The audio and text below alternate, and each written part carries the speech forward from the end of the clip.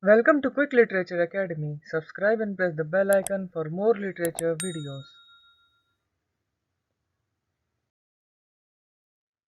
Quick overview of history of American literature from the beginning 1700 to 1820. The New World that Columbus boasted of to the Spanish monarchs in 1500 was neither an expanse of empty space nor a replica of European culture, tools, textiles, and religion, but a combination of native European and African people living in complex relation to one another. The native cultures Columbus found in the New World displayed a huge variety of languages, social customs, and creative expressions, with a common practice of oral literature without parallel east of the Atlantic.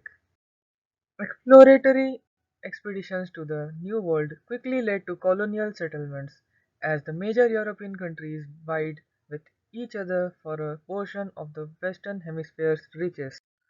The role of writing during the initial establishment and administration of these overseas colonies involved influencing policymakers at home, justifying actions taken without their explicit permission, and bearing witness to the direct and unintended consequences of European conquest of the Americas. The Puritans who settled in New England represented a different type of colonist, one that emigrated for religious rather than national or economic reasons. Since the English language arrived late to the New World, it was by no means inevitable that the English would dominate, even in their own colonies.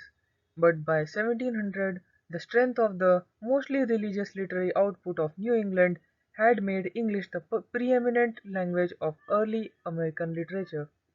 The state of American literature in 1700, consisting of only about 250 published works, reflects the pressing religious, security, and cultural concerns of colonial life.